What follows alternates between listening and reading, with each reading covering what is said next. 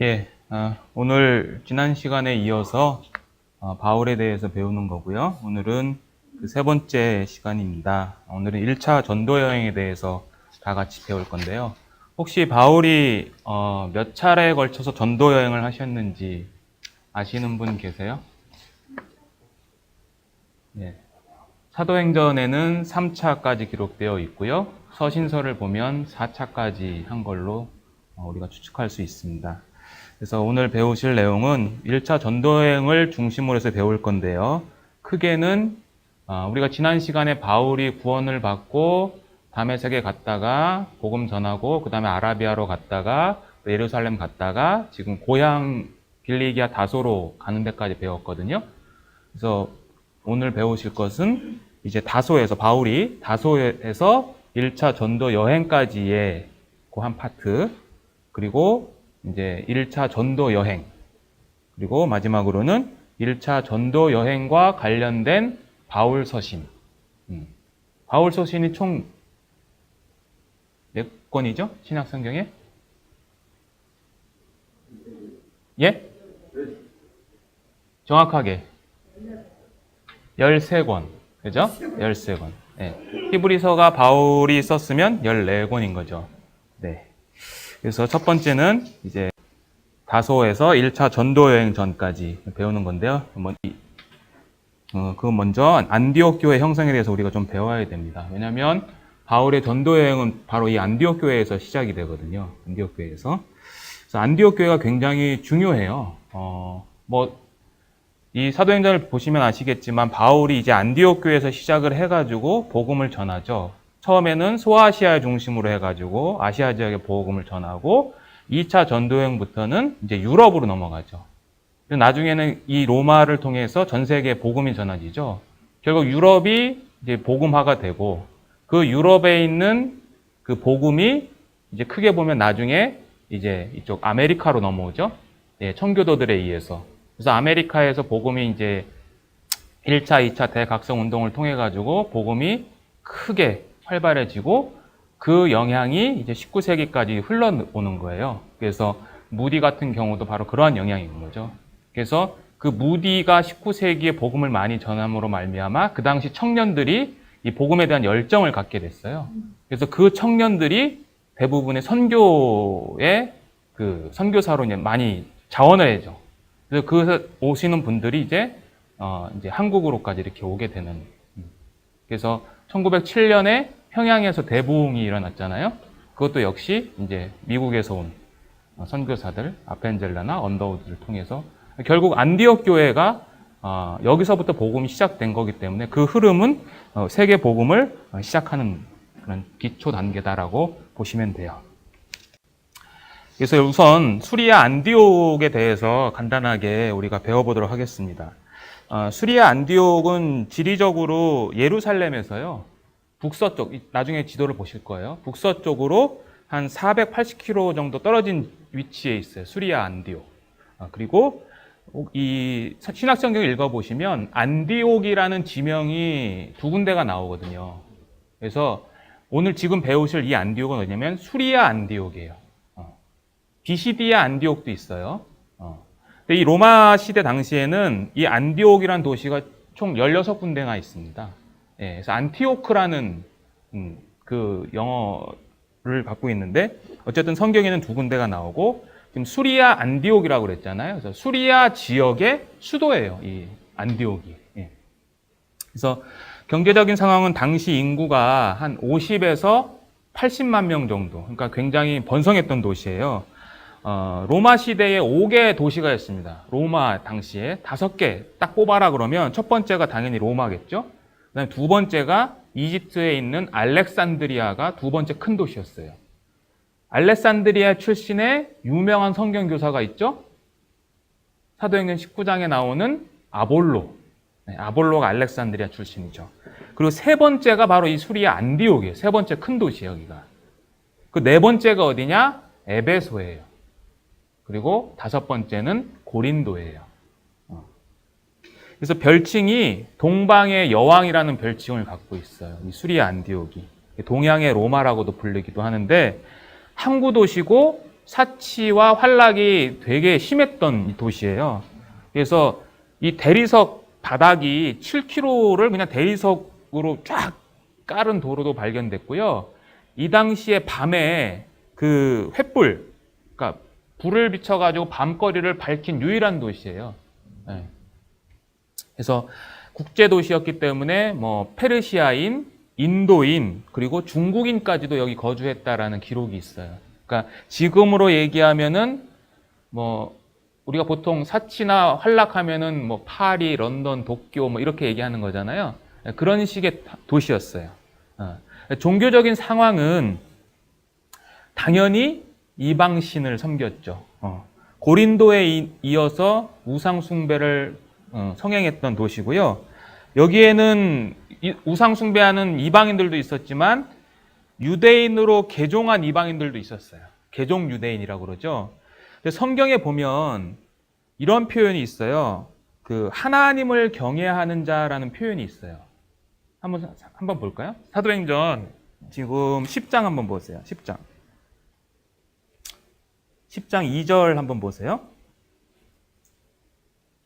사도행전 10장은 이 고넬료가 이제 구원받는 사건인데 고넬료를 이렇게 설명하는 거예요. 10장 2절에 보시면 2절에 그가 경건하여 온 집으로 더불어 거기 어떻게 돼 있어요? 하나님을 경외한다 그러죠. 여기서 하나님을 경외한다라는 이 표현은 뭐냐면 이방인이 유대교에 관심이 있어서 아직 개종은 하지 않았지만 하나님을 섬기는 자들을 하나님을 경외하는 자라고 표현해요. 그래서 이 하나님을 경외하는 자 다음이 뭐냐면 이제 유대교로 개종을 해요. 그 사람들을 이제 나중에 좀 이따 배우시겠지만 유대교에 입교한 경건한 자라는 표현을 합니다. 사도행전 13장 한번 보세요. 13장 43절. 43절에 보면 폐해한 후에 유대인과 유대교에 입교한 경건한 사람들, 네, 이렇게 된 거죠. 그리고 이 유대교에 입교한 경건한 자들이 할례와 세례를 받으면 개종 유대인이 되는 거예요. 네. 그래서 그 초대교회 7명의 집사 중에서 유대교에 입교한 사람이 있어요. 사도행전 7장 한번 보세요. 성경 많이 찾을 수도 있습니다. 사도행전 6장 보세요. 6장 6절 보세요. 6장 6절. 잠깐만요. 5절부터 보겠습니다. 5절부터. 온 무리가 이 말을 기뻐하여 믿음과 성령이 충만한 사람 스데반과 빌립과 브로고로와 니가노르와 디몬과 바네바와 그 다음에 뭐라고 되어 있어요? 유대교에 입교한 안디옥 사람 니골라. 네. 그러니까 니골라는 유대교에 입교했을 뿐만 아니라 이 사람 고향이 어디예요? 지금 수리아 안디옥 여기예요. 네. 안디옥. 이 안디옥 출신의 유명한 사람인 거죠. 그래서 이 사도행전은 누가 기록했냐면 누가가 기록했죠. 사도는 아니었지만 누가가 기록했죠. 예. 이 누가가 그 7명의 집사 중에 오직 지금 니골라만 출신지를 언급했어요. 그래서 학자들은 누가가 같은 고향 출신인 니골라의 고향을 언급한 것이 아니냐라고 보는 거죠. 그래서 누가의 고향을 니골라라고 보는 겁니다. 그래서 종교적인 상황은 이런 상황에 있었던 거예요. 자, 위에 보시겠습니다. 그냥. 자, 이게 뭐냐면 사도행전 11장 19절에서 26절은 안디옥 교회가 이제 형성되는 이 원인에 대해서 이야기하고 있는 겁니다. 제가 천천히 읽어볼게요. 때에 스데반의 일로 일어난 환란을 인하여 흩어진 자들이 베니게와 구브로와 안디옥까지 이르러 도를 유대인에게만 전하는데 그 중에 구브로와 구레네 몇 사람이 안디옥에 이르러 헬라인에게도 말하여 주 예수를 전파하니 주의 손이 그들과 함께 하심에 수도한 사람이 믿고 죽게 돌아오더라. 예루살렘 교회가 이 사람들의 소문을 듣고 바나바를 안디옥까지 보내니 저가 이르러 하나님의 은혜를 보고 기뻐하여 모든 사람에게 굳은 마음으로 죽게 붙어 있으라 권하니 바나바는 착한 사람이요 성령과 믿음이 충만한 자라. 이에 큰 무리가 죽게 더하더라. 바나바가 사울을 찾으러 다소에 가서 만남에 안디옥에 데리고 와서 둘이 교회에 1년간 모여 있어 큰 무리를 가르쳤고 제자들이 안디옥에서 비로소 그리스도인이라 일컬음을 받게 되었더라. 예, 사도행전 11장은 이제 드디어 이방인 선교 시대의 개막을 공식적으로 알리는 장이에요. 그래서 사도행전 11장 전반부 내용은 뭐냐면요. 10장에 있었던 이 고넬료 사건을 베드로가 예루살렘에 있는 사람들에게 이야기를 했고 예루살렘 교회가 그 이방인이었던 고넬료가 구원받았다는 것을 인정하는 사건이에요. 그러니까 그 전에는 예루살렘에 있던 사람들이 구원을 받고 복음을 누구한테만 거의 전했냐면 유대인들에게만 전했어요. 유대인들에게만. 물론 빌립이 사마리아에 가서 구원을 했지만 유대인들에게만 전하는 이 사건을 베드로에게 하나님이 하늘에서 내려오는 보자기 환상을 통해서 이방인이었던 고넬료를 구원하는 사건이 전반부고 이제 후반부죠. 19절부터 26절까지는 이제 이방인 선교를 위한 모태인 이 안디옥 교회가 탄생하는 이 이야기를 기록하고 있어요. 그래서 사도행전 11장은 좀 전에 말씀드린 것처럼 이방인 선교 시대의 공식적인 두 가지 중요한 사건을 기록하고 있는 거예요. 이것을 정리하면 안디옥 교회가 어떻게 형성이 됐냐면 스데반이 사도행전 7장에서 순교를 합니다. 그래서 그 흩어진 자들이 복음을 전파해요. 그 흩어진 자들이 누구냐면 방금 읽었던 구브로와 구레네 출신 몇 사람이 안디옥에 와서 복음을 전하죠. 헬라인들에게 복음을 전하는 거죠. 예. 근데 여기 보시면 다시 성경 한번 볼게요. 사도행전 11장 한번 보세요. 11장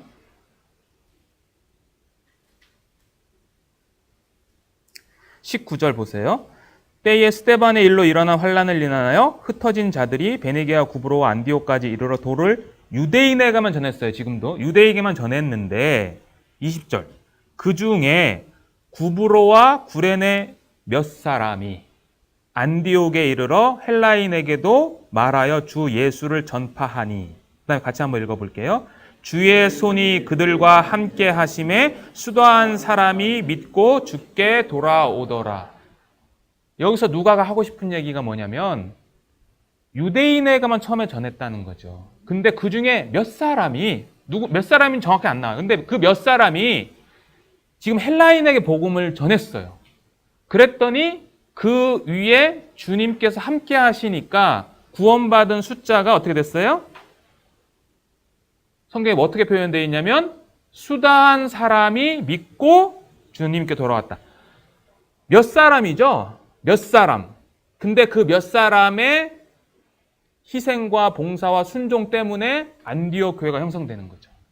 모든 교회가 다 이런 거예요. 처음부터 교회가 사람이 왕창 모여서 하는 교회는 그렇게 물론 오순절날 성령 강림하는 특별한 사건처럼 한꺼번에 하나님께서 각 사람에게 성령을 부어주는 사건, 그것이 부흥이거든요. 그런데 그건 하나님의 주권이에요. 인간이 어떻게 할 수 없는 건데 모든 교회는 그렇게 갑자기 부흥하는 경우도 있지만 대부분은 몇 사람으로 시작을 해가지고 그 교회가 형성이 되는 거죠. 아마 대천도 그런 교회 중에 하나가 되겠죠. 예. 어쨌든 그 사람들이 안디옥에서 이제 복음을 전했는데 사람들이 너무 많아지는 거예요. 그랬더니 예루살렘 교회가 그 소식을 듣고 안디옥으로 바나바를 파송했어요. 왜 바나바를 파송했겠어요? 바나바 고향이 어디예요? 바나바의 고향 구브로예요. 바나바의 고향이 구브로. 그러니까 지금 이 복음을 전한 몇 사람이 어디 출신이라고 그랬어요? 구브로. 네. 그러니까 바나바를 보낸 거죠. 네. 그래서 바나바가 가서 이제 안디옥 교회에서 이제 사역을 했는데 자기가 하다 보니까 자기가 할 수 있는 한계가 넘어서기 시작한 거예요. 그래서 생각난 게 누구냐면 바로 10년 전이에요. 약 10년 전에 만났던 사울, 다소 출신 사울, 바울이죠. 바울이 생각난 거예요. 그래서 바나바가 다소로 가가지고 안디옥으로 바울을 데리고 와요. 24절 보세요. 24절 성경 펴 있으니까 24절에 바나바는 착한 사람이요 성령과 믿음이 충만한 자라. 이에 큰 무리가 죽게 더하더라. 바나바가 사울을 찾으러 다소에 가서 만남에 안디옥에 데리고 와서 그랬죠. 근데 여기서 바나바가 찾으러 갔다 이렇게 돼 있잖아요. 그죠? 근데 여기서 찾으러 갔다는 거는 어디 있는 줄 알고 찾으러 간 게 아니라 이 잡듯이, 그러니까 쥐 잡듯이 뒤진 거예요. 이 다소를. 끝내 찾은 거죠. 그러니까 바울이 굉장히 겸손한 사람이죠. 지금 안디옥 교회 담임 목사가 누구냐면 바나바예요. 보통 사람이라면 어떻게 하겠어요? 이건 내 교회라는 생각이 딱 들면 나보다 유능한 사람 절대 안 찾아요. 근데 바울은 아닌 거죠. 왜? 하나님 앞에서 지금 교회를 보는 거죠. 자기가 세운 그 교회 말고, 자기가 세운 것도 아니지만 바나바의 겸손, 그리고 정확한 판단력이죠. 그리고 이거는 공동사역이에요. 공동사역. 그래서 이렇게 데리고 옵니다. 그래가지고 함께 1년 동안 안디옥에서 가르치는 거죠. 그래서 그 결과가 안디옥 사람들에 있는 이 성도들을 부르는 호칭이 이제 나오죠. 그게 뭐냐면 그리스도인. 처음 나오는 거예요. 신약 성경에 그리스도인이라고 하는 별칭은 이 안디옥에서 처음 시작한 거죠. 그래서 그리스도인이다라는 것은 추종한다라고 하는 그 헬라어 전미사가 있어요. 이아노스라는 전미사를 붙인 거예요. 그러니까 크리스토잖아, 예수가. 그러니까 그리스도를 추종하는 자들. 그러니까 크리스티니아노스라는 뜻이에요. 이게 그리스도인, 헬라어로. 그러니까 그리스도를 추종하는 자들이죠. 신약에 딱 3번 됐어요. 그래서 그리스도인의 호칭을 받게 된 거죠. 여보세요? 수리아 안디옥 교회에서 교회가 형성이 됐고 바나바가 있었고 그 다음에 사울이 왔어요. 1년간 가르쳤어요. 그래서 그리스도인 호칭을 받았어요. 말씀을 집중적으로 지금 1년 받은 거예요. 사도 바울을 통해서. 바나바보다는. 그래서 큰 무리가 생겼어요. 여기에. 수다한 사람이 여기 왔다고 그랬거든요. 큰 무리. 그러니까 1년 만에 이들의 성장이 대단한 거죠. 왜냐하면 그리스도인이라는 별칭을 누가 붙여준 거겠어요? 이방인들이 붙여준 거죠. 밖에 있는 자들이. 1년 만에. 근데 제가 그런데 하면 이제 우리는요. 우리를 어떻게 보고 있냐는 거죠. 사람들이. 구원을 받았다라는 그냥 우리만의 그냥 자부심으로 끝나는 건지. 그렇죠? 그 왜 그러냐면 우리가 그리스도인으로서의 삶의 모습이 제대로 표현이 안 되니까 그러는 거거든요. 결론은. 예수님이 나를 믿는 자는 그 배에서 생수가 흘러나온다고 그랬거든요. 근데 생수가 안 흘러나오는 거예요. 나를 통해서. 아까 우리 형제님이 저수지감에 이렇게 돌기 때문에 물이 썩지 않는다고 그랬잖아요. 우리 안에서 그리스도의 능력이 역사하지 않으니까 우리 안에서 생수가 아니라 썩은 물이 나오는 것일 수도 있어요. 어쨌든 이 안디옥 교회는 굉장히 이 복음이나 이 삶에 있어서 이방인 중심 교회 그리고 이방 선교의 중심 교회였던 거죠. 책에 보니까 한 서기 400년경에 이 안디옥의 그리스도인이 한 10만 명 정도 있었대요. 10만 명. 그래서 이방 선교의 중심 교회인 것처럼 모든 사도 바울의 선교는 이제 안디옥에서 출발을 하는 거죠. 자, 이렇게 안디옥 교회 배웠고요. 두 번째는 바울이 1차 전도여행 하기 전에 했던 또 하나의 사건이 있는데 그게 뭐냐면 예루살렘을 방문해요. 예루살렘 방문. 지난 시간에 구원받고 예루살렘 한번 갔었죠. 그러니까 이 예루살렘 방문은 지금 몇 번째 방문이에요? 두 번째 방문인 거죠. 예. 왜 갔냐? 이 화면을 보시겠습니다. 사도행전 11장 27절 30절이에요. 그때의 선지자들이 예루살렘에서 안디옥에 이르니 그 중에 아가보라 하는 한 사람이 일어나 성령으로 말하되 천하가 크게 흉년 들리라 하더니 글라우디오 때에 그렇게 되니라. 제자들이 각각 그 힘대로 유대에 사는 형제들에게 부조를 보내기로 작정하고 이를 실행하여 바나바와 사울의 손으로 장로들에게 이렇게 보냈어요. 보내고 12장 25절에는 돌아와요. 바나바와 사울이 부조의 일을 마치고 마가라 하는 요한을 데리고 예루살렘으로 이제 안디옥으로 다시 이제 돌아오는 거예요. 네. 자, 예루살렘 방문을 한 거죠. 그러니까 선지자 아가보가 예루살렘에서 안디옥에 내려와 가지고 흉년을 예언을 했어요. 그래서 흉년이 들었어요. 그래서 예루살렘 교회에 안디옥 교회가 이제 구제 헌금을 결정을 해 가지고 바나바와 사울을 통해서 보낸 거죠. 갔다가 부조하고 거기서 마가 요한을 데리고 오는 거죠. 글라우디오 통치 시대라고 했거든요. 그 역사책에도 보면 41년에서 54년, 특히 유대 지역에는 45년에서 48년 사이에 극심한 기근이 들었다는 기록이 있어요. 그래서 예루살렘 교회에 지금 영적인 빚을 지고 있는 거잖아요. 이 안디옥 교회가. 그러니까 영적인 빚을 지고 있으니까 안디옥 성도들이 이제 물질적으로 도와준 거예요. 이 예루살렘 교회를. 그래서 이 이야기가 어디에 또 기록되어 있냐면 갈라디아서에 기록되어 있어요. 갈라디아서 한번 보세요. 여기 줄 넣어두시고 갈라디아서 2장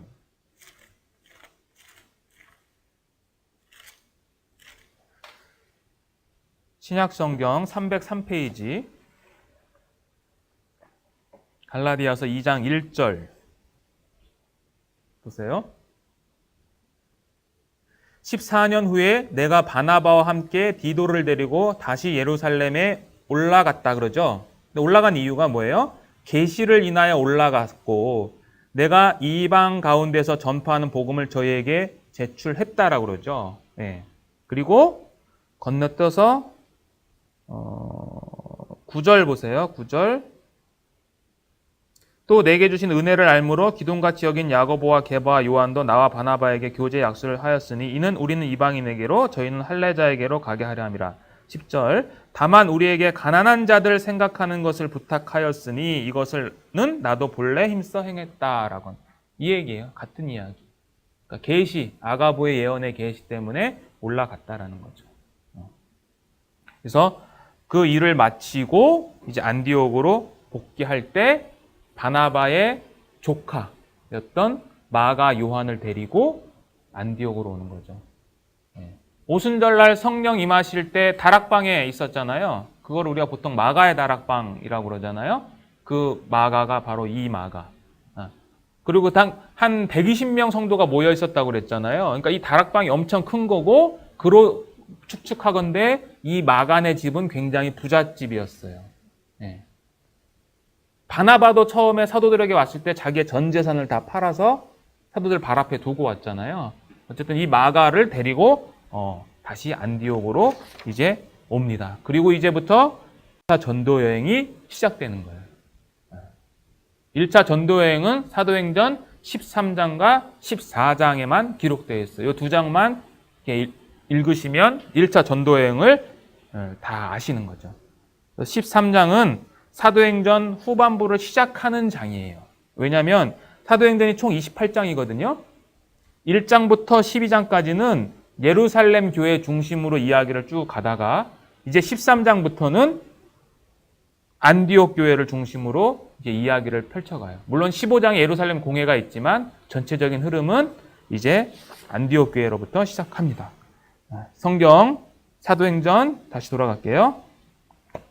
13장 2절 보시겠습니다. 2절. 자, 이 안디옥 교회가 이제 드디어 선교사를 이제 파송합니다.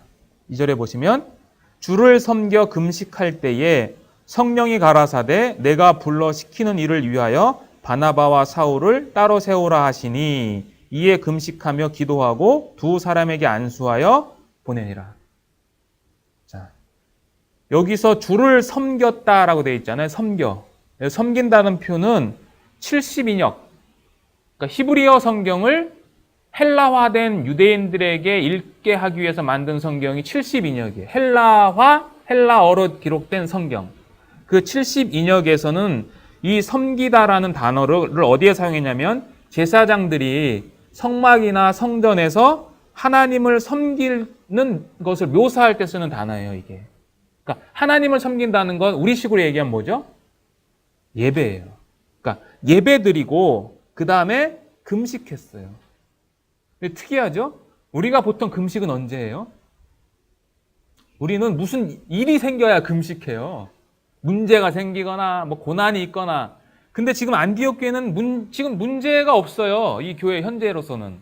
그런데 이 5명의 지도자들이 금식을 하고 있었던 거죠. 그러니까 사실은 예배와 금식은 둘 다 금식 왜 해요?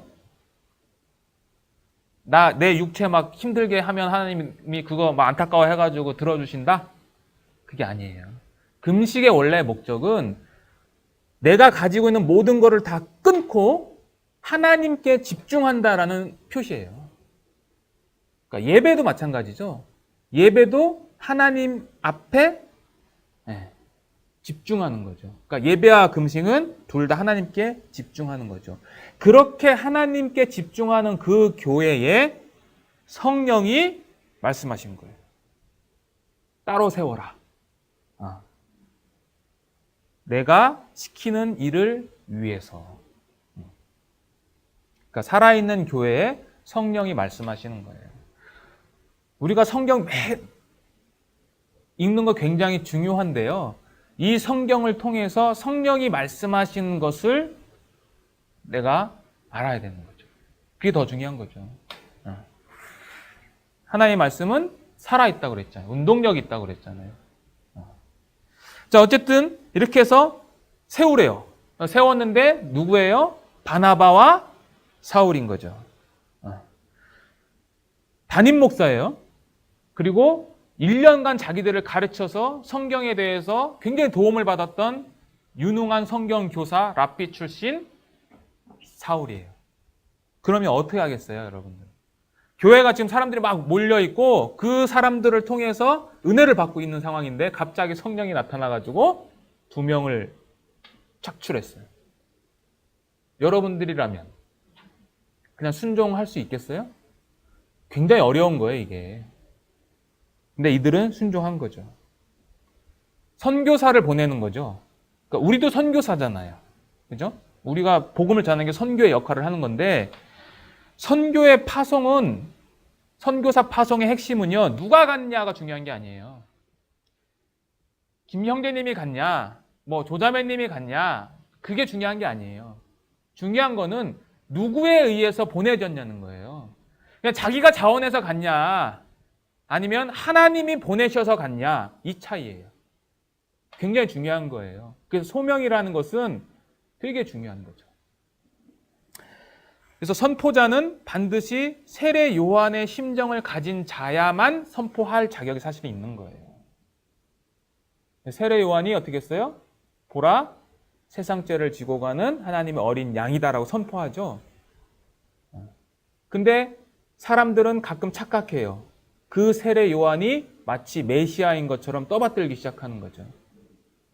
세례 요한은 메시아는 아니에요. 사람도 내가 세례 요한인 줄 모르고 착각할 때가 있어요. 내가 메시아인 것처럼. 메시아를 가르치는 자인 거죠. 자, 어쨌든 이들이 성령에 순종해가지고 바나바와 바울을 이제 보냅니다. 금식하고 기도하고 2사람에게 안수해서 보내는 거죠.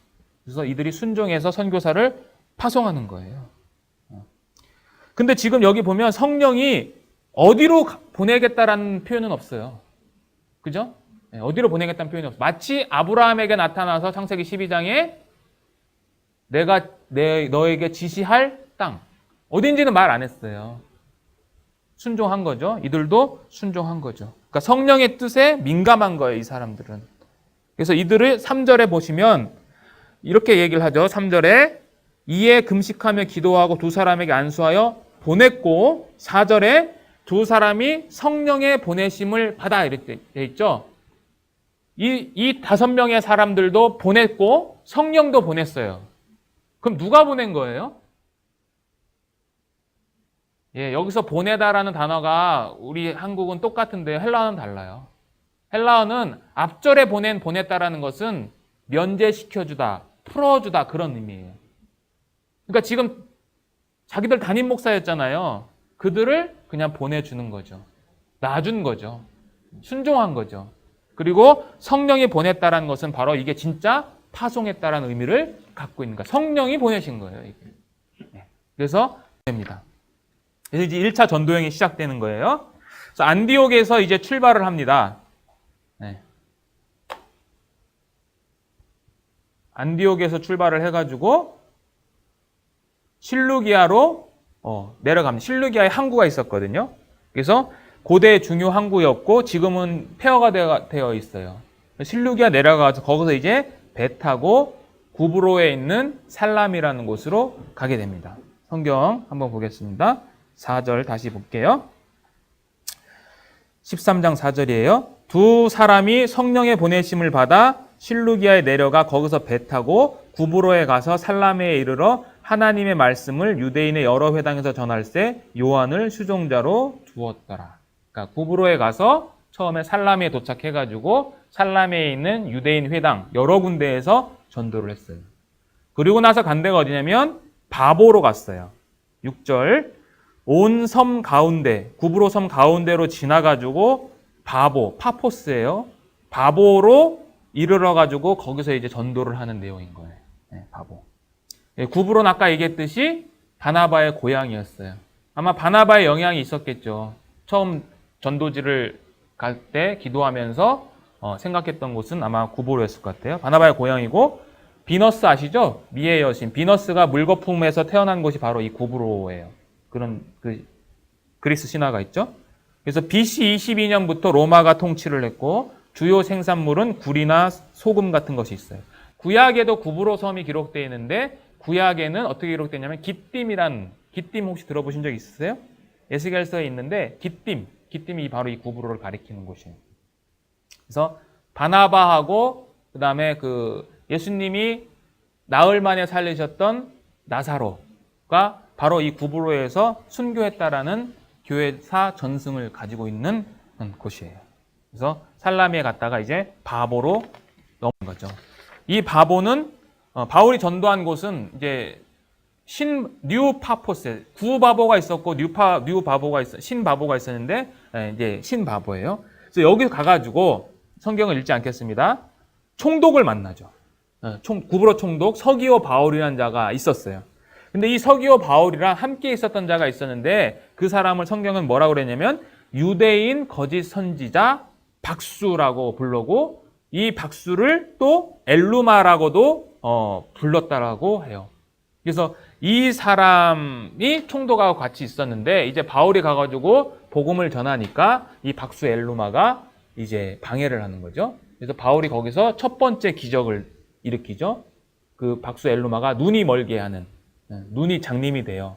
그리고 첫 번째 외신자 이제 이 총독이 구원을 받게 되는데요. 성경에 보면 총독이 있잖아요. 로마 시대 총독. 제일 유명한 사람이 예수님을 처형할 때 있었던 빌라도.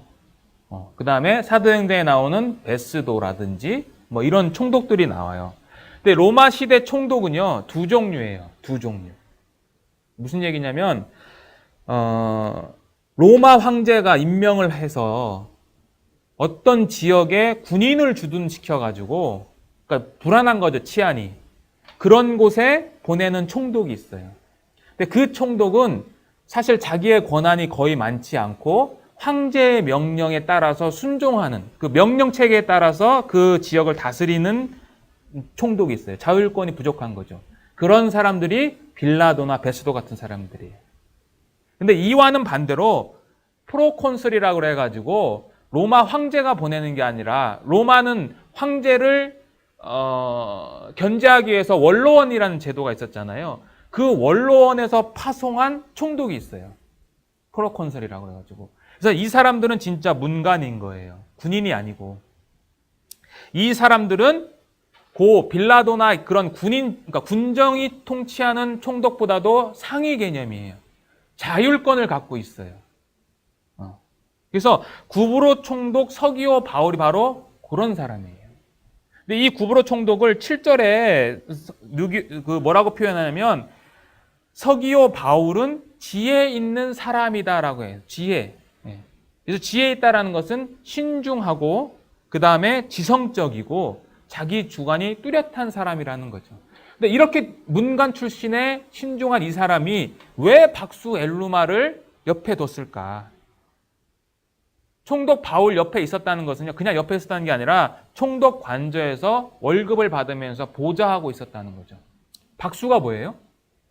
무당이죠. 마술사. 개역 개정에는 마술사라고 번역되어 있어요. 근데 이 사람을 부를 때 지금 바 예수라고도 불렀어요. 바 예수. 유대인 거짓 선지자. 바 예수. 바가 누구누구의 아들이에요. 네. 그러니까 바나바라는 뜻은 예수의 아들이죠. 그러니까 예수는 이름이 무슨 뜻이에요? 예수. 예? 구원자. 구원의 아들이에요. 이 사람이. 근데 이 사람을 엘루마라고 했는데 이 엘루마는 아랍어예요. 아랍어. 그러니까 헬라어에 마고스라고 있어요. 마고스. 좀 이제 복잡하시죠. 동방박사 아시죠? 동방박사를 마기라고 해요. 헬라어에 보면 마기. 영어 성경에도 보면 마기라고 돼 있어요. MAGI라고 이렇게 표기되어 있는데 마기들이 왔다 그래요. 마귀 말고 마기. 마고스에서 나온 말인데요. 이 마고스라는 뜻은 뭐냐면 이 당시 동방박사는 그냥 뭐 별 보고 온다 그런 게 아니에요. 고대 바벨론에서 이 마기들도 있었는데 마고스들이 있었는데 그들은 천문이나 의학 이런 것들에 되게 능통한 사람들이에요. 지리, 의학 이런 쪽에. 그러니까 굉장히 지혜 있는 사람이에요. 예. 그러니까 이 마술사 엘루마는 그냥 마술해가지고 총독을 이렇게 눈속임하는 자가 아니라 이 사람도 굉장히 이러한 지혜가 있었던 사람인 거죠. 특히 역학적으로. 예. 우리 유교에도 보면 사서 삼경이라고 하잖아요. 그죠? 사서, 그 다음에 삼경. 삼경에 뭐가 있어요? 시경, 서경, 그 다음에 역경이죠. 역경이 뭐예요? 주역이잖아요. 네. 그죠? 논어, 맹자, 대학, 중용. 이렇게 있고. 그러니까 그냥 뭐 이렇게 돌아다니면서 마술했던 그런 자가 아니에요. 그러니까 지혜 있는 구브로 총독 서기오 바울 옆에서 보좌관 역할을 하고 있었던 거죠. 예. 그래서 어쨌든 그런 기적을 통해서 첫 번째 회심자가 나타난 거죠. 예. 바울하고 이름이 똑같죠? 서기오 바울. 예. 그 다음에 자기도 바울. 로마식 이름이잖아요. 그죠? 그러니까 아마 바울은 이 서기오 바울을 평생 잊지 못했겠죠. 예. 예. 첫 번째 1차 전도여행에서 첫 번째 자기 이름하고 같은 사람 만났으니까. 자, 어쨌든 이 구브로의 바보에서 복음을 전하고 그 다음에 간 데가 어디냐면 이제 버가라는 지역으로 넘어갑니다. 버가에서는 이제 마가가 선교 여행에서 이탈을 합니다. 왜 선교 여행에서 이탈을 했겠느냐? 여러 가지 설이 있어요. 첫째는 뭐냐면 이 버가 지역에서 비시디아 안디옥으로 넘어가려면 산맥을 넘어야 되거든요. 토러스 산맥이라는 이 산맥을 넘어야 되는데 해발 한 3,000m 정도 되고 굉장히 험준하기 때문에 이 당시에 강도가 굉장히 출현을 많이 했다고 전해지는 지역이었어요. 고린도후서 11장 26절에 보면 바울이 자기가 사도, 내가 진짜 사도야 라고 하면서 내가 이러이러한 고난을 겪었어라고 쭉 나열을 하는데 거기에 보면 강도의 위험과 라는 표현이 있어요. 그게 바로 여기예요. 여기일 확률이 가장 높아요. 그래서 그 험준한 산맥을 넘고 위험하니까 돌아갔다라는 설이 있고요. 또 하나는 향수병에 걸렸다. 부잣집 아들이었잖아요. 그죠? 그리고 성경에 보면 바울과 바나바는 성령이 보내셨는데 마가는 성령이 보냈다라는 표현이 없어요. 그냥 수종자로 데리고 갔다로 돼 있거든요. 그래서 나약한 청년이 향수병에 걸려서 돌아갔다. 그 다음에 세 번째는 뭐냐면 성경에 보면 이때부터 자기 삼촌 바나바하고 바울하고 이름이 뒤집어서 나와요. 그러니까 성경에 바나바, 사울 이렇게 나오다가 버가로 넘어가면서부터 사울 또는 바울과 바나바 이렇게 나와요. 그렇다면 이 선교팀의 주도권이 처음에는 바나바였다가 바울로 바뀐 거죠. 그러니까 삼촌이 그러한 어떤 위치 하락으로 인해서 돌아갔다. 뭐 그런 얘기도 있지만 어떤 건지는 잘 모르겠어요. 하지만 마가는 돌아갔어요. 자, 그리고 두 번째는 방금 말씀드린 것처럼 바나바와 바울의 이름의 순서가 바뀌어요. 7절에 바나바와 사울을 불렀다고 그랬는데 13절에 보세요. 13절에 13장 13절 거기 어떻게 돼 있어요? 바울과 및 동행하는 사람들이 이렇게 돼 있죠. 그러니까 바울로 바뀐 거죠. 그럼 왜 바울로 여기서 바뀌었겠냐는 거죠. 누가가 왜 여기서 바울로 바꿨을까요? 간단하죠. 지금 어디 전도하러 가는 거예요? 이방 지역 가는 거죠. 그러니까 바울의 이방 이름이 뭐예요? 사울의 로마식 이름이자 바울. 그러니까 바꾼 거예요. 첫 시간에 말한 것처럼 겸손해서 바울로 된 게 아니라 복음을 전하기 위해서 로마식 이름을 이제 부르기 시작하는 거죠. 그래서 이 버가에서는 마가가 돌아가는데 나중에 마가가 다시 베드로하고 복음을 전하다가 맨 나중에 바울이 감옥에 갇혔을 때 디모데에게 얘기하죠. 마가를 데리고 와라. 내게 유익한 사람이야 라고 얘기를 하는 거죠. 그래서 이 마가는 이렇게 선교행에 돌아갔다가 아마 베드로와 함께 복음을 전했던 것 같아요. 왜냐하면 베드로가 사도행전에 보면 감옥에 갇혔다가 이제 천사의 도움으로 풀려나와서 첫 번째 간 집이 마가 집이에요. 그러니까 친분이 있었던 것 같아요. 그래서 전승에는 베드로와 함께 로마에 가서 베드로가 말하는 거를 속기로 받아 적은 것이 마가복음이다라고 얘기를 해요. 그래서 마가복음의 특징은 되게 이 속도가 빨라요. 1장에 보시면 곧이라는 단어가 계속 나와요. 곧 계속. 그러니까 가장 짧아요. 그리고 마가복음이 4복음서 중에 제일 먼저 기록됐어요. 어쨌든 이 마가는 나중에 회복이 됩니다. 그래서 마가복음을 우리에게 주는 거죠. 이 버가에서는 복음을 전파했다는 내용이 없어요. 추측하건대 왜 없었을까? 아마 이 마가의 선교지 이탈이 영향이 분명히 줬을 것 같아요. 그리고 나서 넘어간 데가 어디냐면 이제 비시디아 안디옥으로 넘어갑니다. 비시디아 안디옥으로 회당에. 회당은 뭔지 아시죠? 네. 유대인들이 남자 10명만 있으면 만들 수 있는 게 유대인 회당인데 회당의 예배 순서가 있어요. 회당의 예배 순서가 사실은 이 개신교에도 영향을 준 거예요. 처음에는 쉐마라고 그래가지고 신명기 6장 4절 이하에 있는 쉐마를 낭독을 해요. 처음에. 그리고 나서 지도자가 기도를 합니다. 기도하고 모세오경과 예언서를 낭독을 해요. 이 모세오경과 예언서는 3년에 한 번 1회 읽을 분량을 한답니다. 그래서 예수님도 그 나사렛 회당에서 이사야서 본문을 읽고 설교하시거든요.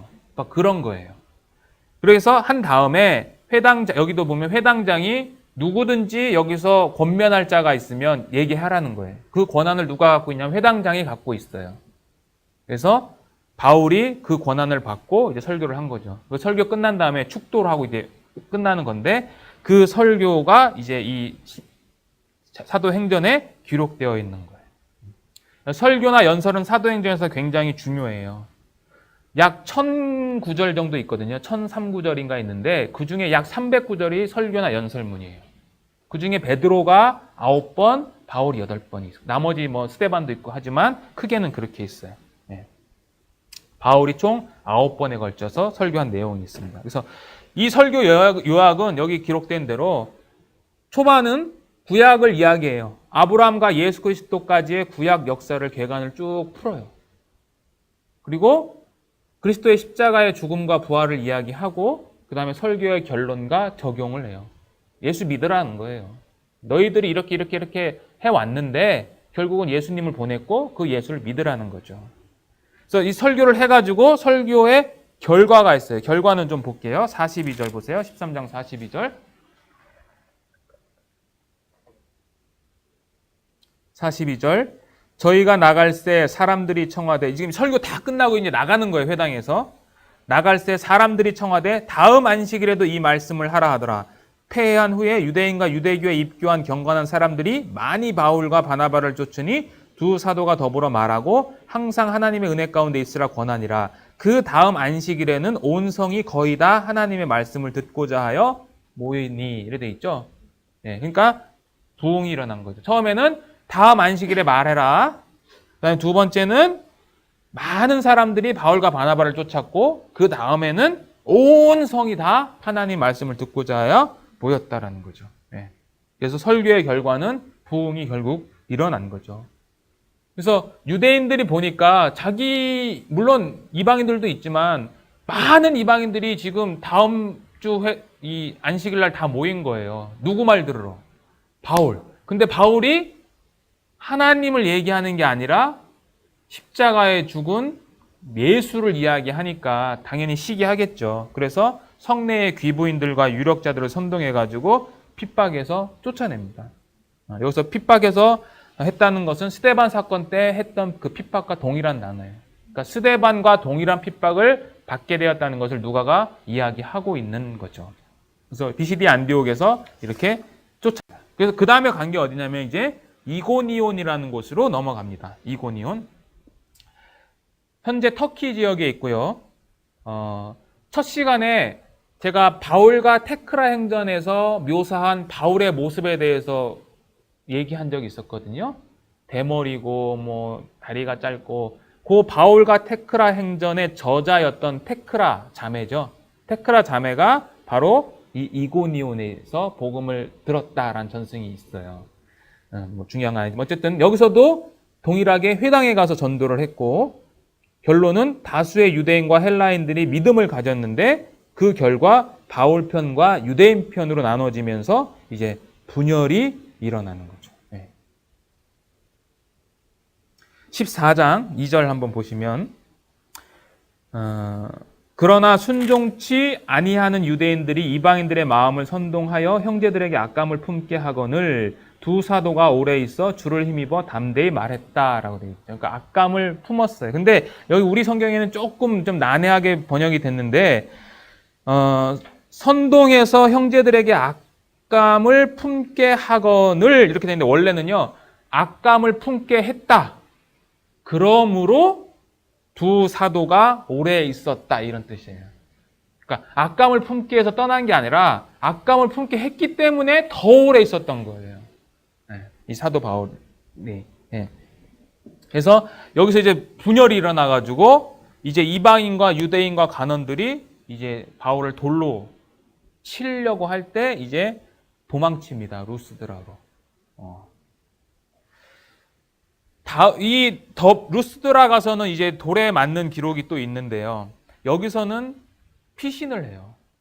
자, 우리가 복음을 전할 때 핍박을 당하잖아요. 가족이든 누구든 핍박을 당하는데, 복음을 전할 때 핍박을 당하는 게 목적은 아니잖아요. 그죠? 목적은 뭐예요? 하나님의 복음을 지금 올바르게 전하고 있느냐는 거죠. 잘못하면은 고난을 겪었기 때문에 내가 더 잘 산 것처럼 착각해요. 제 말 무슨 말인지 이해하시죠? 그렇게 되면 뭐가 생기냐면요, 그 고난을 자신의 공로로 돌려요. 내가 이만큼 고난을 받았어라는 자기도 모르는 순간에 교만이 탁 올라오는 거죠. 그러니까 중요한 거는 핍박받았냐 핍박 안 받았냐, 뭐 그게 중요한 게 아니에요. 어떻게 해야 은혜의 이 하나님의 말씀이 강하고 능력 있게 그 전하는 자에게 나타날 수 있느냐, 여기에 초점을 맞추셔야 되는 거예요. 결국 하나님의 뜻과 영광이 드러나야 되는 거죠. 사람은 그럴 수 있어요. 자, 어쨌든 이렇게 핍박해서 도망칩니다. 그 다음에 간 데가 루스드라예요. 루스드라는 사도행전에서 하나님을 전혀 모르는 이방인들과 접촉한 최초의 기록된 장소예요. 여기서는 안진뱅이를 치유합니다. 그래서 안진뱅이를 치유하니까 거기에 있던 루스드라 사람들이 이 바울과 바나바를 신으로 떠받드는 거예요. 그래서 그들을 스스와 허메가 내려왔다라고 착각을 하는 거죠. 그래서 스스는 제우스예요. 그리고 허메는 헤르메스.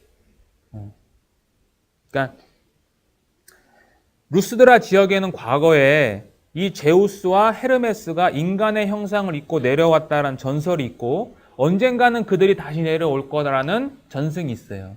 근데 두 사람이 왔는데 안진뱅이가 벌떡 일어나는 거예요. 그러니까 거기서 우상 숭배가 일어난 거예요.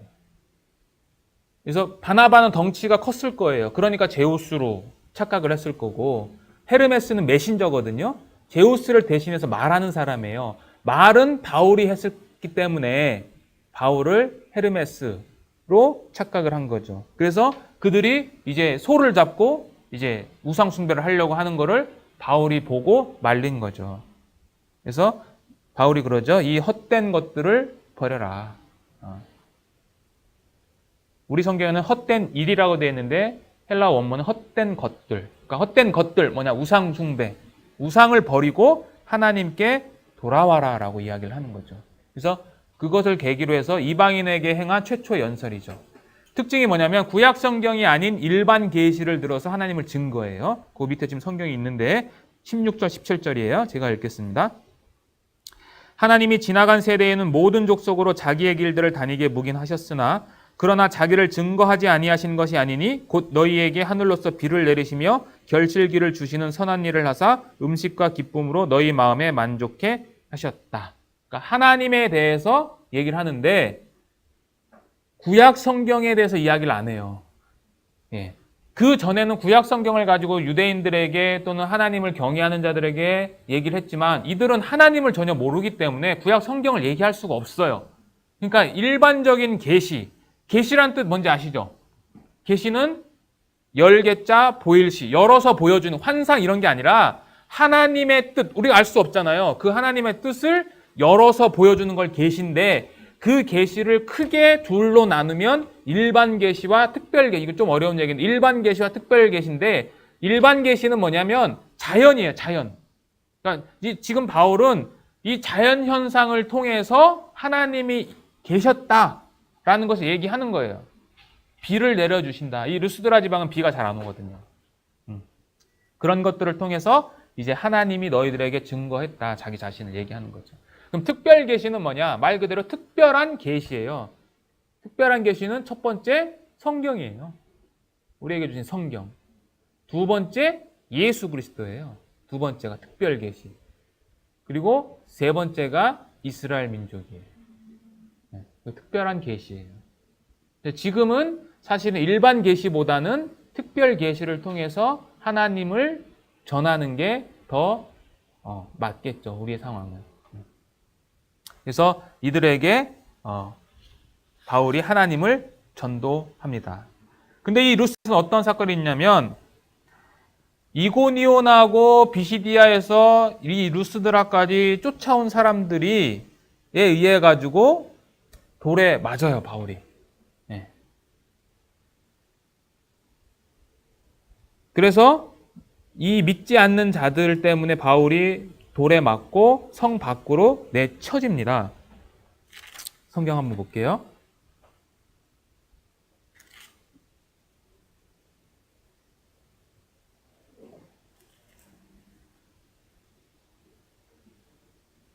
(19절) 보세요.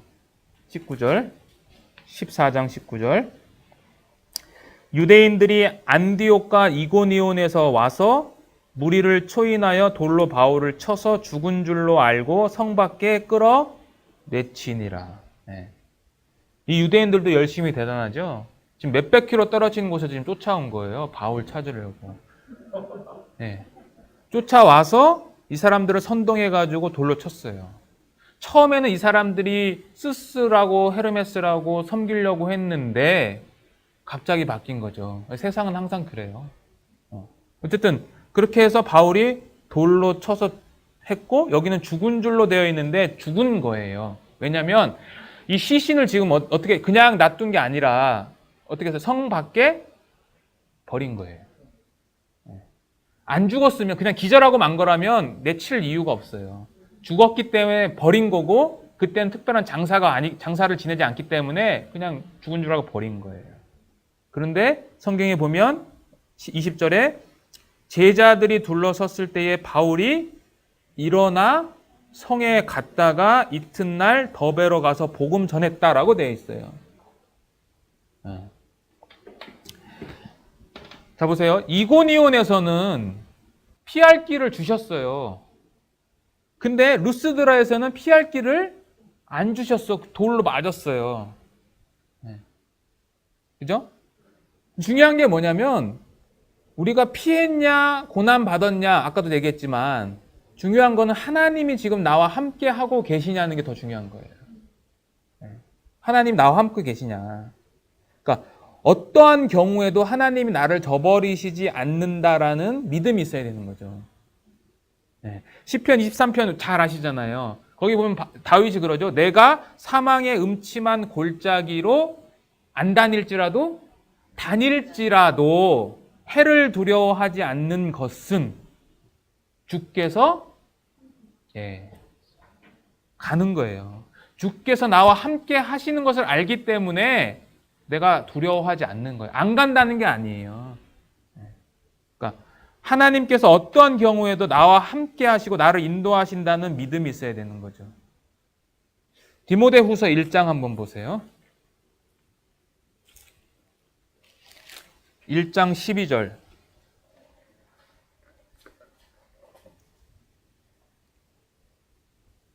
1장 12절 한번 같이 읽어보겠습니다. 이를 인하여 내가 또 이 고난을 받되 부끄러워하지 아니함은 나의 의뢰한 자를 내가 알고 또한 나의 의탁한 것을 그날까지 저가 능히 지키실 줄을 확신함이라.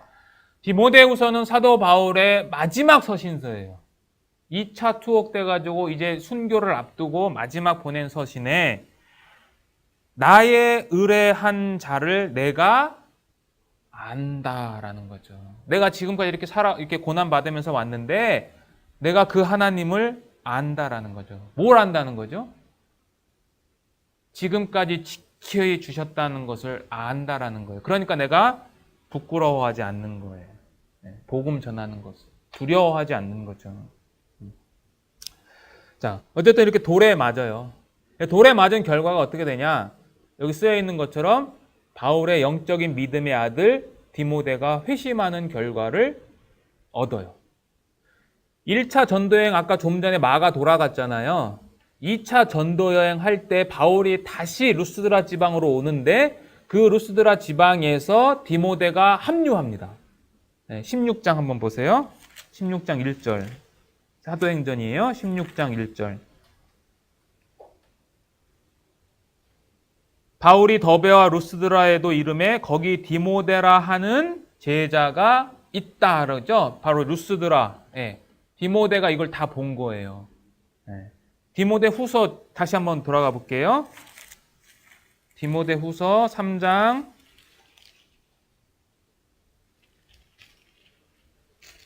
10절.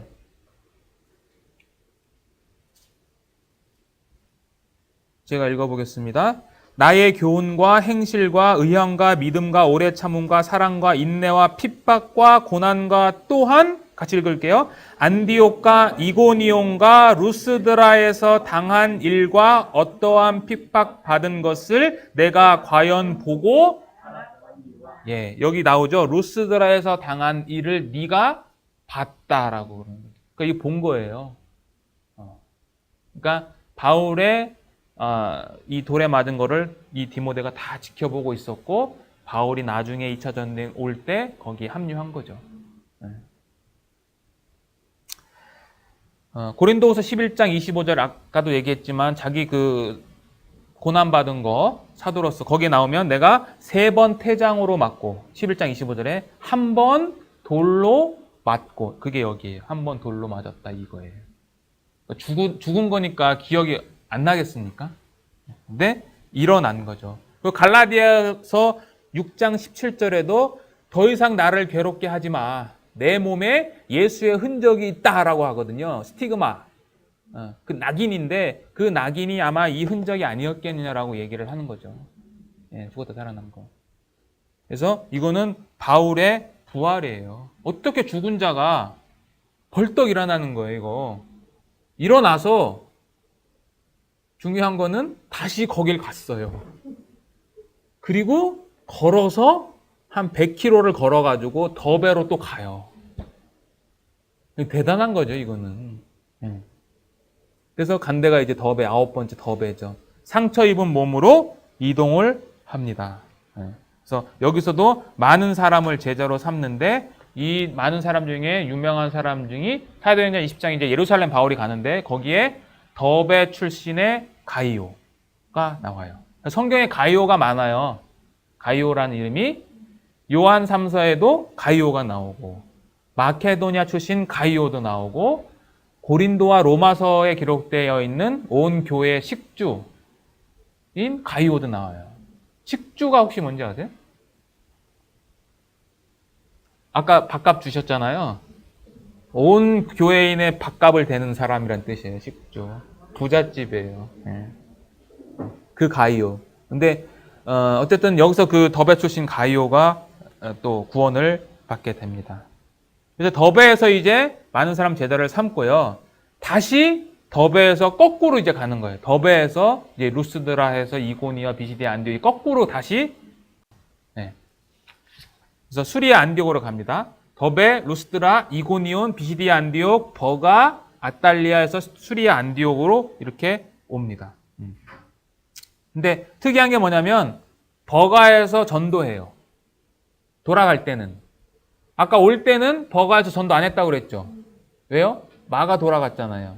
근데 돌아갈 때, 다시 내가 수리아 안디옥 돌아갈 때는 버가에 가서 전도했다라고 기록하고 있어요.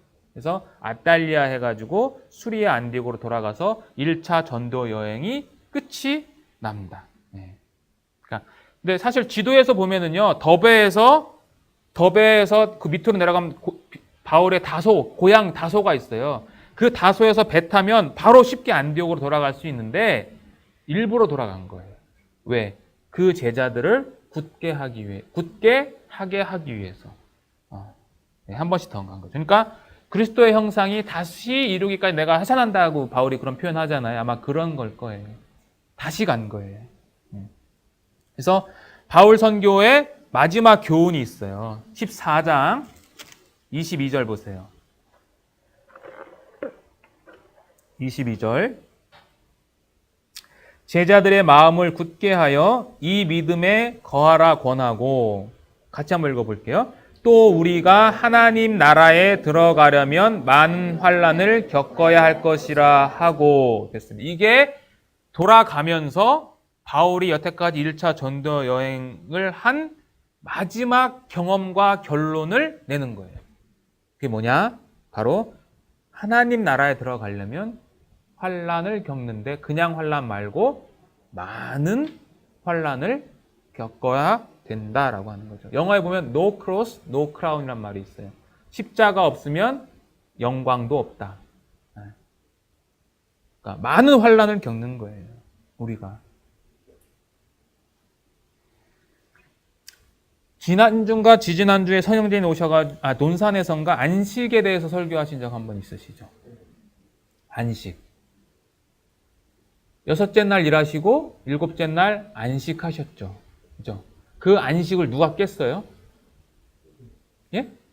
안식을 예수님이 깼어요? 아담이 깼죠. 그죠? 죄로 인해서 하나님의 안식이 깨졌죠. 예수님이 오셔가지고 이런 표현하세요. 아버지께서 일하시니 나도 일한다. 아버지께서 무슨 일 하세요? 하나님의 백성을 만드시는 일을 하고 계시는 거죠. 그 일을 예수께서 완성하신 거죠. 그리고 그 완성한 일을 이제 누가 하는 거예요? 우리가 하는 거죠. 우리가. 그 일을 하기 위해서는 많은 환난이 있는 게 당연한 거예요. 있잖아요. 이 구원을 하기 위해서 하나님은 계획하시고, 성부는 계획하시고, 성자는 성취하시고, 성령은 적용시키셨어요. 삼위의 하나님이 하신 것처럼 우리도 하는 거죠. 돌아가는 거예요.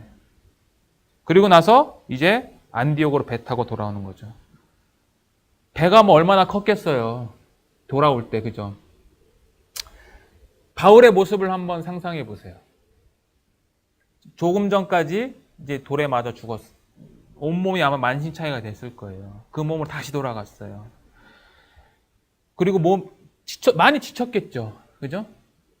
돌에 맞는 흔적도 있고. 그 다음에 눈이 약했어요. 바울이 갈라디아에 보면, 지금 이 지역이 갈라디아 지역이거든요. 갈라디아 지역 복음 전할 때 내가 몸이 아파서 힘들었다라는 표현이 갈라디아서에 있어요. 눈이 되게 안 좋았던 거예요. 이따 좀 더 찾아볼게요. 그러니까 눈도 아프고. 그런데 그에게는 여러분들 느끼실 수 있는 말할 수 없는 기쁨이 있는 거죠. 그 안에. 그리고 돌아가는 거죠. 돌아와서 선교 보고하는 거예요. 안디옥 교회에 다시 와가지고. 16절, 17절에 이렇게 되어 있죠. 이르러 교회를 모아 하나님이 함께 행하신 모든 일과 이방인들에게 믿음의 문을 여신 것을 고하고 제자들과 함께 오래 있다. 선교 보고 한 거죠. 요약은 첫 번째, 누가 했다? 하나님이 함께 행하신. 그러니까 주체가 누구예요? 하나님. 나는 가만히 있었어요? 바울도 한 거죠. 근데 주체는 하나님이야. 두 번째, 믿음의 문을 여셨어요. 누가? 내가? 아니요, 하나님이. 그러니까 선교의 주체와 구원의 주체가 지금 둘 다 하나님이라고 보고하는 거예요. 이게 당연한 거죠. 네. 우리도 보고해야 되잖아요. 예수님 앞에 갔을 때 뭐라고 보고할 거예요, 우리는? 그죠? 네, 심각하게 생각해 볼 필요가 당연히 있는 거죠. 네. 자, 이렇게 해서 1차 전도여행이 끝났습니다. 네. 그래서 이제 1차 전도여행과 관련된 바울 서신만 간단히 살펴보고 이제 오늘 마쳐요. 1차 전도여행과 관련된 서신은 한 권이에요. 갈라디아서. 조금 어려운 얘기지만 이 갈라디아서에 설이 두 개가 있어요. 화면에 보시는 것처럼 북갈라디아설과 남갈라디아설이 있는데 이게 무슨 얘기냐? 북갈라디아설이라는 것은 갈라디아서가 3차 전도 여행 이후에 기록됐다라고 얘기하는 거고요. 남갈라디아설은 아니야, 1차 전도 여행 끝나고 기록했다라고 이야기를 하는 건데 최근 지지받는 것은 1차 전도 여행 끝나고 했다라는 이 남갈라디아설이 지지를 받아요. 그리고 사도행전에는 북갈라디아에 대한 기록은 사실은 없어요. 갈라디아가 굉장히 넓거든요. 그래서 남갈라디아설 근거가 첫째, 갈라디아 지방의 전도 계기가 육체의 약함이에요. 이건 한번 찾아볼게요. 갈라디아서 4장. 한번 보세요.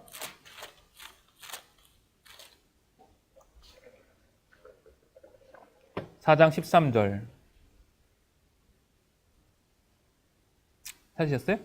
네, 읽겠습니다. 내가 처음에 육체의 약함을 인하여 너희에게 복음 전한 것을 너희가 아는 바라. 그러니까 바울이 지금 복음 전할 때 병이 있었던 거예요. 어떤 병이냐? 추측하면은 15절 보세요.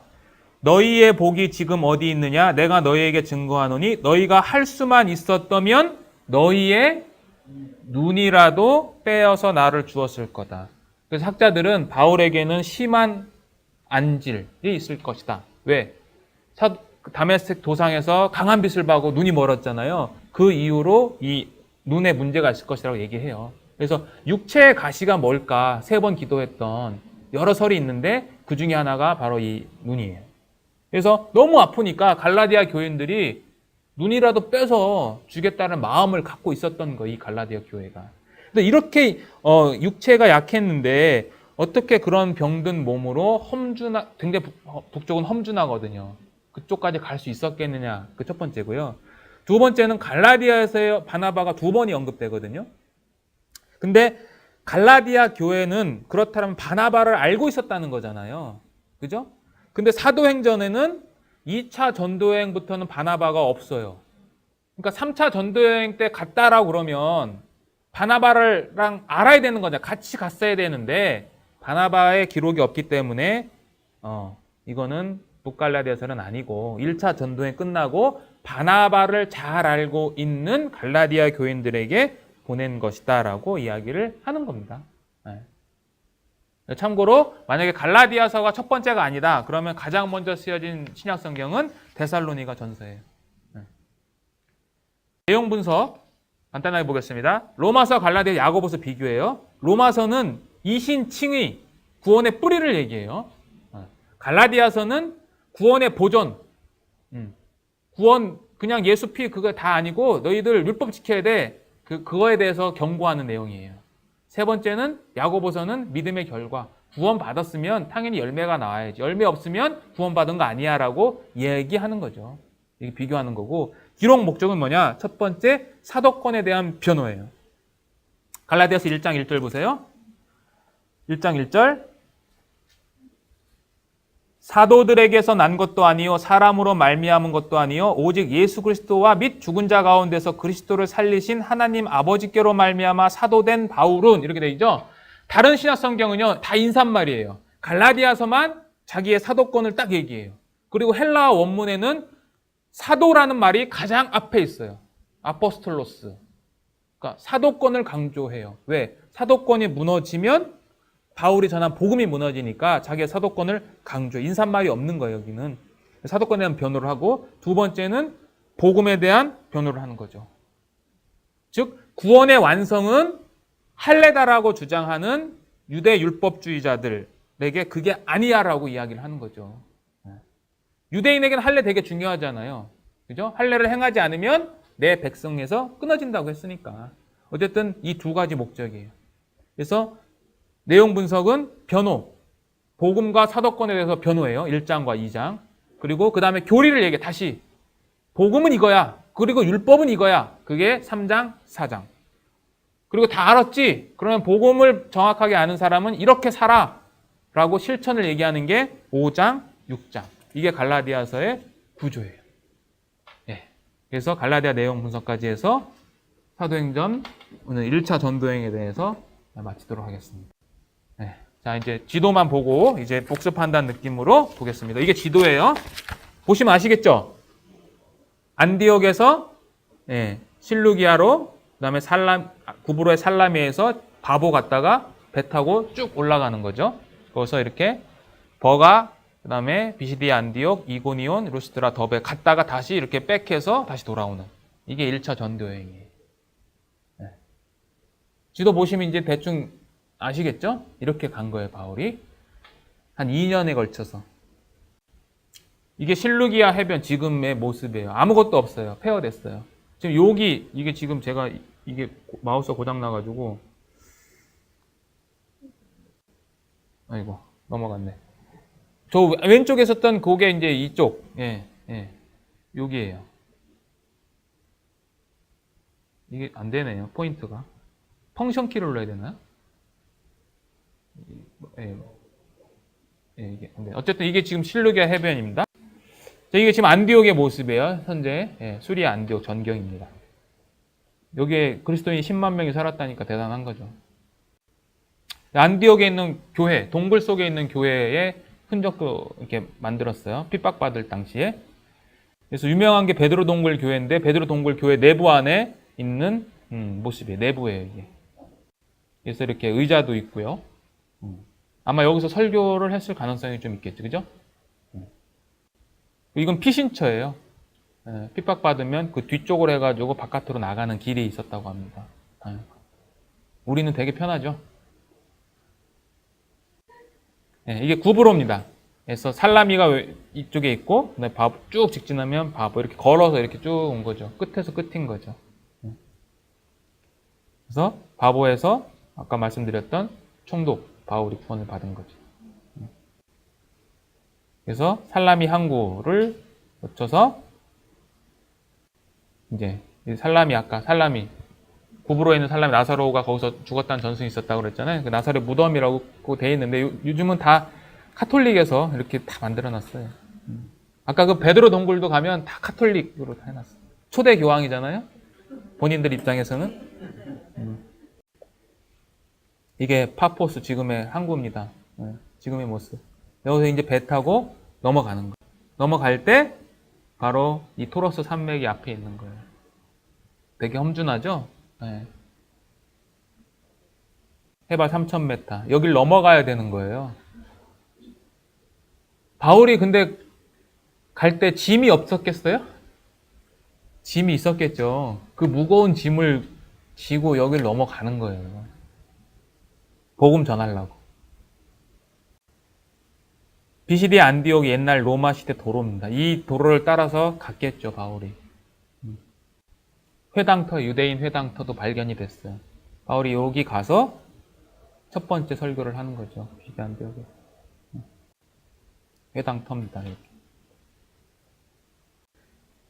루스드라, 디모데가 회심했던 루스드라에 있는 이것도 마찬가지로 핍박 시대 아마 이런 암굴에 가서 교회가 있었던 것 같습니다. 기독교 유적이고요. 이게 아탈리아 항구입니다. 다시 이제 돌아올 때 여기서 이제 배를 타고 다시 수리아 안디옥으로 돌아왔어요. 여기까지입니다. 긴 시간 수고하셨습니다. 네, 잠깐 기도하고 마치겠습니다.